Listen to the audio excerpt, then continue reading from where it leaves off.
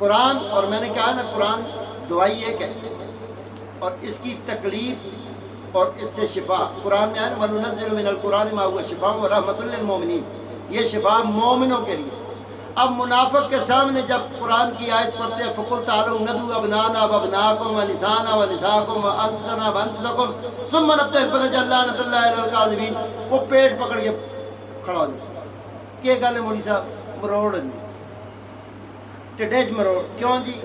یہ آیت شان اہل بیت میں اتری ہے، بولو سبحان اللہ۔ مولوی صاحب ڈیڈ پکڑ کے کھڑو،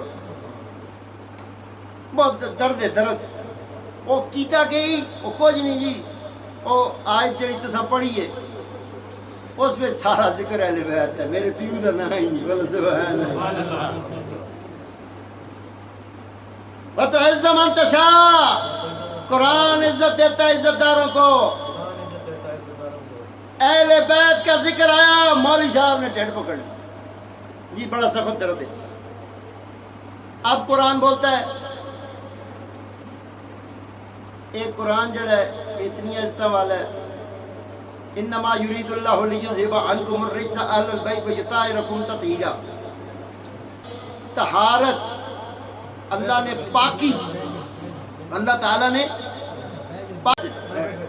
اللہ تعالیٰ نے اس قرآن کو یہ عزت بخشی ہے کہ یہ قرآن ان کا ذکر کر رہا ہے، ان کا ذکر کر رہا ہے کہ جنہوں نے نجاستوں سے اپنے آپ کو خود دور نہیں کیا، اللہ نے نجاست ان کے قریب آنے ہی نہیں دی، اور وہ گھر ہے اہل بیت کا۔ بولو واہ حسین، واہ حسین، یا حسین، واہ حسین، یا حسین۔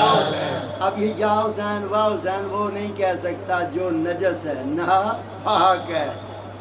قرآن نے معنی چھپائے ہوئے ہیں، انما یرید اللہ لیذھب عنکم الرجس اہل البیت۔ اے اللہ، ہم کو یہ پتہ چل گیا کہ ان کے ذکر سے لوگوں کو تکلیف ہوتی ہے، تو مولوی سمجھ گیا کہ تکلیف کی اس کو مرض کیا ہے۔